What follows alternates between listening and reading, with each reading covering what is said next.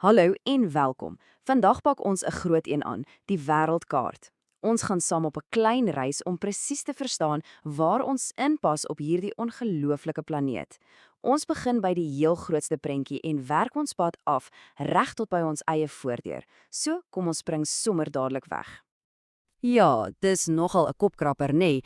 As die aarde hierdie massiewe ronde bal is wat deur die ruimte tuimel, hoe op aarde weet ons waar is bo of onder of links of regs? Hoe meet 'n mens enigiets? Wel, dis presies wat ons vandag gaan uitpleis. Reg, so waar begin 'n mens? Kom ons dink hier aan soos 'n massiewe speletjie en soos met enige speletjie moet jy eers die speelbord en die reëls verstaan voor jy kan begin speel. Kom ons kyk na die basiese uitleg van ons planeet se speelbord. Die heel eerste reël, en dis 'n belangrike een. Die aarde is nie plat nie, dit is 'n sfeer. En dis hoekom die beste manier om dit te verstaan 'n aardbol is. Dit is mos maar net 'n klein modelletjie wat ons help sien hoe alles, die lande en die oseane, regtig op hierdie ronde oppervlak was. Goed, so hoe kry jy orde op 'n reuse ronde bal? Wel, slim mense het lank terug besluit om denkbeeldige lyne te trek. En die koning van al hierdie lyne, die belangrikste een, is die ewenaar. Dink daaraan soos die aarde se gordel. Dis ons nulpunt, die beginlyn wat van oos na wes loop. En hierdie lyn is superbelangrik want hy sny die wêreld presies in die helfte. En daai helftes noem ons halfrondes. Alles bo die ewenaar is die noordelike halfrond en alles onder dit, wel, dis waar ons in Suid-Afrika is, in die suidelike halfrond, so eenvoudig soos dit. Maar wag so bietjie, dis nie al nie.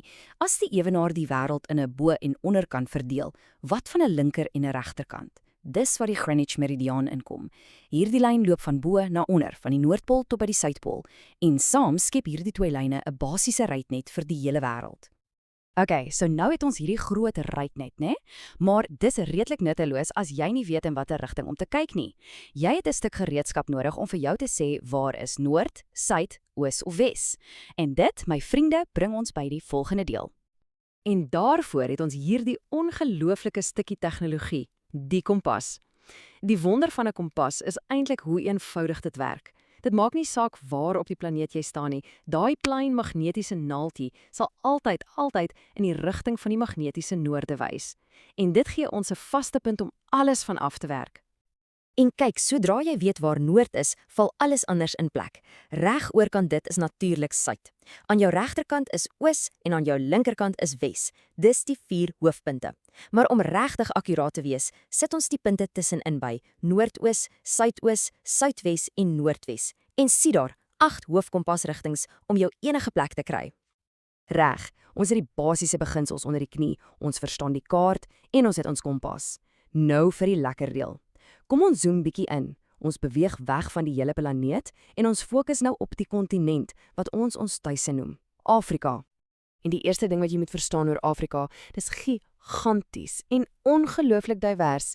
Dis nie net een plek nie, nee, dis 'n mosaïek van 54 aparte lande, elkeen met sy eie mense, sy eie kultuur en sy eie storie. En hier's 'n stukkie trivia wat jy kan gebruik om jou vriende te beïndruk. Weet jy dat Afrika die enigste kontinent op die hele planeet is wat in al 4 die halfrondes lê? Dis reg, die noordelike, suidelike, oosterlike en westerlike halfrond. Dit wys jou net hoe sentraal ons kontinent eintlik op die wêreldkaart is. Nou, binne in Afrika is daar 'n groot verskil tussen die lande, geografies gesproke. Party, soos ons hier in Suid-Afrika, het 'n kuslyn, ons grens aan die see, wat natuurlik wonderlik is vir dinge soos handel. Ander weer, soos ons buurman Botswana, is kusloos. Hulle is heeltemal deur land omring en het geen direkte pad na die see nie. Reg, laaste sprong. Van die wêreld na Afrika en nou reg tot by ons eie buurt. Nadat ons die groot prentjie verstaan, is dit tyd om ons direkte bure te ontmoet, die lande wat letterlik 'n grens met ons deel. So, hoeveel bure het ons wat fisies aan ons grens raak? Die antwoord is 6. 6 lande wat ons as ons direkte bure kan beskou. Kom ons gaan loer gou wie hulle is. Kyk hier.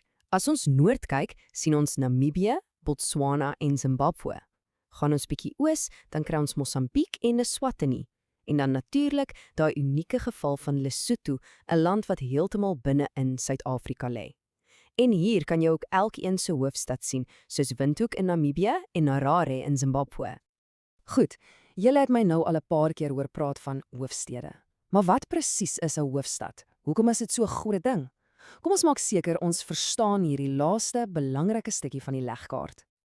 Dink daaraan soos die brein of die hart van 'n land. Dis die een stad waar die regering bymekaar kom, waar die president, die ministers en die parlement sit.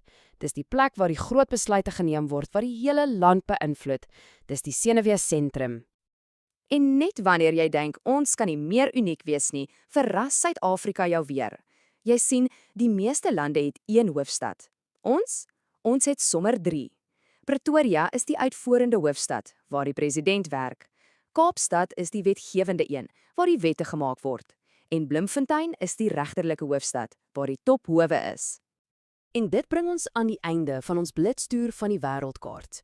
Van die ewenaar en kompasrigtings reg tot by ons eie unieke 3 hoofstede. So, ek wil jou met 'n vraag los. Nou dat jy die bure 'n bietjie beter ken, watter een van daai hoofstede, Maputo, Gaborone, Masuru, watter een sal jy eerste wil gaan verken? Die avontuur wag.